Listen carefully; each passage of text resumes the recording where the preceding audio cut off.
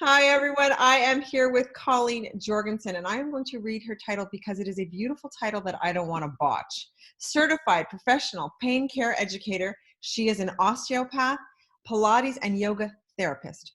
Colleen, how are you? I'm very good, Rhonda. How are you?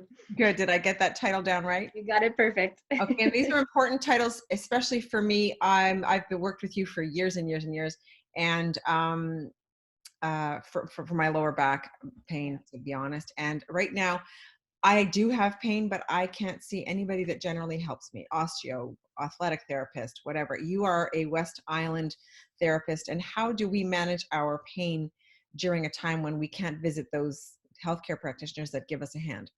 So it's exactly why I wanted to have this conversation together because so many people are in that boat. The good news is that there is tons that you can do for yourself. And even though it's wonderful to be able to go to someone like myself who's an osteo, a physio, whatever, we're only with you for 1 hour, maybe one time a week.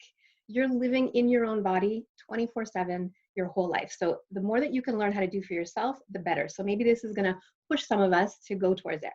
So there's quite a few things we can do, but I would say the most important thing to start with is to make a plan. You should have 3 things that are in that plan. Like a written plan? I would do a written plan, something that you can check back with, yes.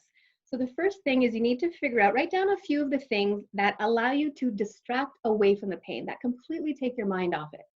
So for some people, it might be hanging out with their pet. It might be watching a good movie. It could be absolutely anything. It doesn't have to be therapeutic, not necessarily something that your person would prescribe to you. Listening to music with the earbuds on or something. Exactly.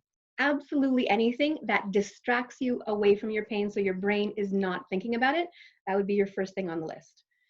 Second thing is write down a few things that allow you to calm your system. So that's a little bit different for everyone, but typically the things that work best are different types of breath work, body awareness practices, meditation, mindfulness, those sorts of things that, the beauty is that right now there's so much of that available online. So you can sort of look around, see who resonates with you. Not everyone fits with everyone. You've got to find the right person that their voice speaks to you, their intonation speaks to you, their energy.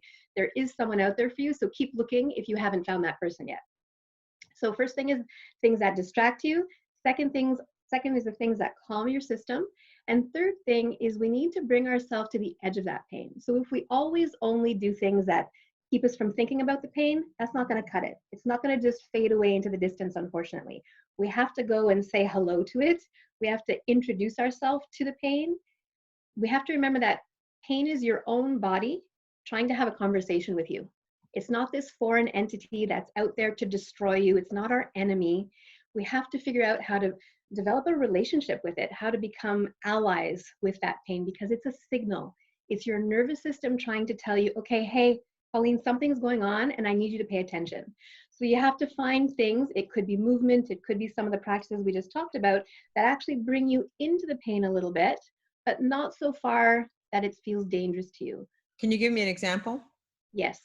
So we talk a lot about feeling safe. A lot of being in pain is the nervous system trying to protect you. And the nervous system's number one role in life is to protect us.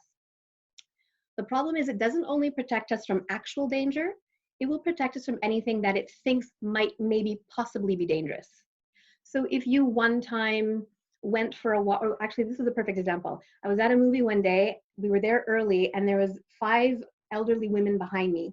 And so there was no one else in the theater, so I couldn't help but hear their conversation. And one of the women was saying that she picked up her cat and hurt her back. And so she said, I will never pick up my cat again. And it almost brought tears to my eyes because I know how often this happens, that she's probably picked up a cat thousands and thousands of times in her life and it was a positive experience. But our system is going to hang on to that one negative experience because that was dangerous and it wants to always protect us from danger. So in her situation, I wish I could have entered into a conversation and let her know, no, you know what, you can pick up your cat again, but the next time you go to do it, you might have to reassure your system a little bit.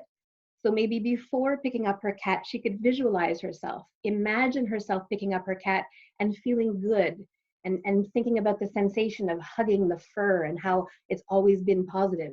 And then as you're doing it, you could literally be talking to yourself and say, you know what, I've done this so many times and it was fine. It's going to be good this time. And it may or may not be. It's possible that it might again have a negative experience, But understand that that's one experience. It doesn't now have to dictate that that's the way it's going to be every single time you try that movement for the rest of your life. Does that make My sense? instincts, yes, my instincts are to not move. Even though I know moving makes me feel better, my instincts are to move less. And I'm so glad you said that, because that is everybody's instinct. And my husband pointed out to me this morning, he said, even when when he goes to the doctor, that's what they say. If I tell them I have pain when I do this, they literally say to you, well, don't do that. And I've said that myself in my career in the past. And so we've created this misconception that that's what we're supposed to do. But think about it. If you never do a particular movement, you will never, ever, ever be able to do that movement. If you never try it again, you are guaranteed that you'll never be able to do it again. So I think about it very much like, imagine you want to go into a pool or a lake, but you're not ready to fully dive in. So you dip your toe in the water, you test out the temperature, you kind of get a feel for how deep or how shallow it is. You're giving yourself that opportunity to create a sense of safety before you say, okay, now I'm ready to put my whole body in. It's the same thing with movement. You have to figure out, okay, if walking is the thing you want to get back to, but walking always challenges you, it makes your pain worse. So figure out, okay, well, how long did I walk for? So let's say you went for 20 minutes. Well, okay, maybe 20 minutes is too long to start with. So you have to sort of do a little bit of trial and error, back out and say, okay, well, what if I do 5 minutes? Can I do 5 minutes and not make my pain worse? If you're someone who's in chronic pain, you've got pain all the time. So you can't expect that you're going to walk and feel nothing, because you always have pain anyways for many. So use the barometer of, well, does it make it worse? And if it doesn't make it worse, then okay, let me start with 5 minutes. And instead of trying to do 15 at a time, try to do 5 minutes 2 or 3 times a day. And you'll gradually start to decrease the danger sensations around that movement or that activity, and your system will start to recognize that, oh, okay, this is something that we can do. The more time you have success, the easier it will be to have success. So That, of course, works. we're reteaching ourselves. Exactly. Because anything your nervous system learns, and the thing with chronic pain is the nervous system has learned very well how to be in pain. It's really, really good at being in pain for you. So we need to teach it how to not be in pain. And that takes time. It's not a quick fix, not a magic bullet, unfortunately. You have to think of it almost like a dimmer switch. You're trying to find ways to bring the intensity down, bring those edges down a little bit. Over time, it starts to change. If you introduce something new, whether it's that breath work, mindfulness, movement, any of those things, it takes really realistically 2 to 6 weeks before you're really going to see and feel a change. So a lot of people get discouraged that they don't get that immediate relief. It's just not the way that it works. But believe me, I promise you, you are bringing that excitement, that noisy nervous system down every time you do these practices, and then it will be less reactive to all of the other things that you try to do. Does that make sense? Yeah, it does actually. Okay, good. So for the short term, you want us to try and move. And what if you can't? Okay, so that's a good question. So if you can't, visualization works very well. So now that we have functional MRI, we can do scans of the brain and see what areas are lighting up when people do movement or when they think. And what we found is that even when you think of doing a movement, it lights up the same parts of the brain, the same muscles activate as though you were doing the movement. They don't activate to the exact same intensity, but the exact same muscles will fire. So again, let's say you want to get back to skiing. You can lie in your bed and you can visualize yourself skiing. Notice as you do that, does your breath start to get labored? Do you start to hold your breath? Do you start to get very quick with your breath? If so, that's your system thinking, oh my God, even thinking about skiing is dangerous. So I'm warning my person. So you reassure yourself, you wait until the breath calms down, and then you keep visualizing. Second thing to check in with is your body tension. As you're thinking of doing that action, did you notice that you started to clench your jaw? You started to frown, you're squeezing the fingers or toes, clenching the butt. Anywhere in the body might have gotten tense. Notice it, take a moment to let that calm down, and then keep visualizing. And then the last thing is check in with your mind. As you're just thinking about this action, is there a whole story that your brain is creating for you? Something like, oh my God, if I pick up my cat again, I'm going to throw my back out. Or if I ski again, I'm going to be in pain for 3 weeks after. If that starts to happen, you notice it, no judgment, but with kindness and self-compassion, just try to reassure your system, no, eventually we're going to be able to do this again, and it's going to be a positive experience for us. So one is just imagining yourself doing it. Two, you can watch someone else doing that activity and monitor all those things in your system as you're doing that. Or if you're lucky enough, maybe you have videotape of yourself doing that action and watch that. So that would be the third step. Okay. So how do we get in touch with you if we need advice, or how do we get through this time when we're alone and we're doing these things and we want to get back to running, or we want to start things? How do we get in touch with you to get more information or follow you? So for me, a couple of ways you can reach me on email. Could we put it up somewhere after, or do you want me to Yeah, say it out?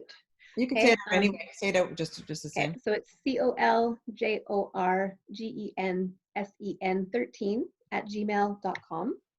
If you're friends with me on Facebook, you can message me. And I've also created a YouTube channel under my personal name, Colleen Jorgensen, and I've been posting one practice every single day. Most of them are between 2 and 10 minutes, and I've done a few full-length classes. So that's all available. I think there's over 35 practices now available on YouTube. Pick one or two that you feel comfortable with, pick what resonates with you on that day. And then can I share a couple of other resources, Rhonda, that are Absolutely. great for people? Absolutely. painbc.ca is a wonderful organization. Their website is full of great information. And as of this week, they have started offering live classes of gentle movement for people in pain. I'm actually going to be teaching for them at the end of May. I don't have that date yet. I'll let you know. So PainBC, lifeisnow.ca. Neil Pearson is the one who runs that. He's actually my pain care mentor. Fabulous, fabulous work. Because Wonderful resources. you personally live in pain. Enter me. Yes, I personally live in pain. Yes, for 10 years now. So I have a whole new appreciation for what everyone I've been working with has been dealing with. So Neil Pearson has 5 free steps on his website. Right now, he actually has a full program that normally costs $100, but he's given free access to professionals. So I can share that with you during this COVID crisis for free. And it's a fabulous, very well comprehensive program. Last one is the NOI group, noi.com. noi.com. I'm not 100% sure about that. But Neuro Orthopedic Institute of Australia, another great resource. Okay. Does that answer Okay. your question? Yes, it does. And we'll get on that. And Okay. anything else you want to add? So much. I could go on about this for 10 hours, but I think that's good for Head today. over Oh, to your no. YouTube I would channel. like to say that again. We can head over to your YouTube channel. Yes. I would like to say one more thing. So after you make your plan, 2 things about that. A lot of people, when they make a plan, if they're not able to stick to their plan, there's a lot of self-judgment that comes in. Self-judgment is simply another stressor to your system. So you make a plan, and that is a goal, but it's a fluid goal because with chronic pain, it's changing all the time. So be kind to yourself. If you made a plan, but you didn't get to it that day, or you didn't do it fully that day, it's okay. Meet yourself with kindness and self-compassion, not with any judgment. And then the last thing is maybe one of your goals could be that try to aim for 5 minutes of breath work, 2 to 3 times per day, and 10 minutes of body awareness 2 times a day. Okay. Start with that, and you build slowly. Okay. Okay. Thanks for this. You're very welcome. Thank you. I wish you the great rest of your day. Thank you. You too, Rhonda. It's a sunny one. Thanks. It is sunny. Hopefully we're going to stay like that. And one day it'll be above 0 perhaps. Perhaps. Soon we'll be Perhaps. outside doing our breath work. Maybe by June. Maybe by June. All right. That's Colleen Jorgensen, osteopath, certified professional pain care educator. And you can reach her on her YouTube channel or on Facebook. Check her out. She's one of our community members, and dealing with these issues of pain is something that's dear to her heart, Yes. part of her life, and part of her mission. It is. Thank you, Rhonda. All right. Thank you. Bye. Bye.